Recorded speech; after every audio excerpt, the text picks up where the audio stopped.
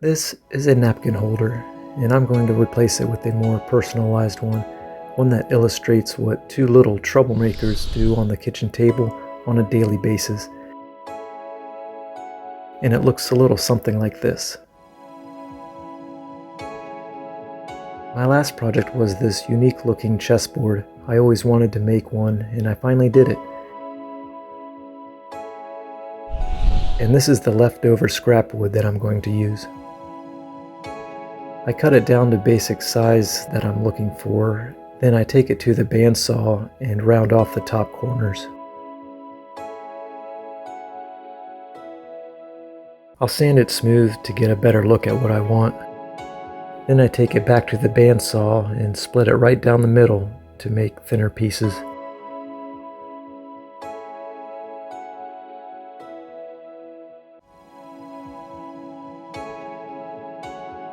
And then I make the centerpiece. This is the basic look I'm going for. Then I'll sand off any saw marks. I drew up two different pictures, one for each side. Then I put them in my scanner and printed them out on a piece of paper with an adhesive backing.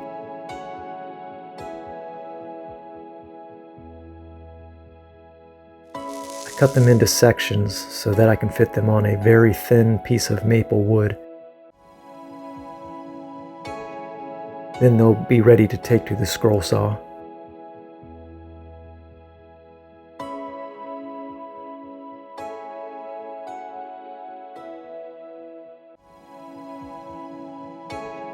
I'm going to leave out a bunch of the boring stuff and just show one piece being cut out. I'm switching out the straight blade, which is like a hacksaw blade, and I'm installing the blade that kind of looks like a tiny barbed wire. This is for more detailed cutting.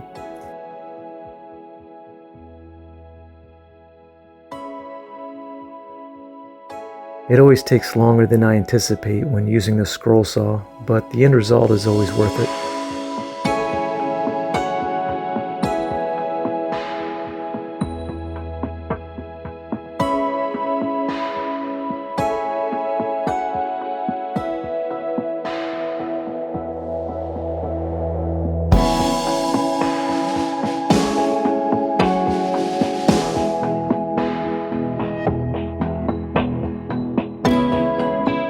I'll sand the edges smooth and round off any sharpness.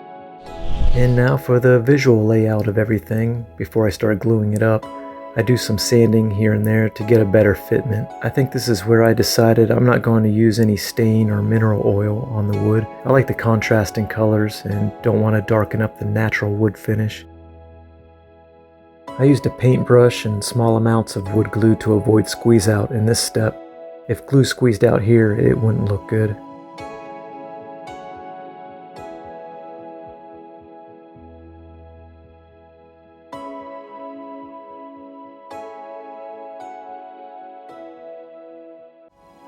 I'll sand everything smooth again. I don't want the napkins to stick like Velcro. This is the final look. Now I just have to glue and clamp it down for a day.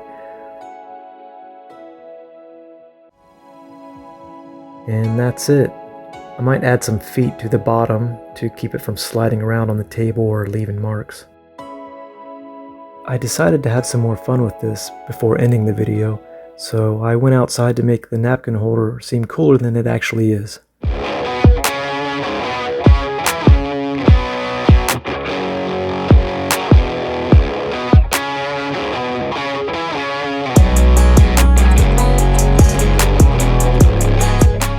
I ended up putting feet on the bottom, by the way. I'm glad I did. Thanks for watching my project.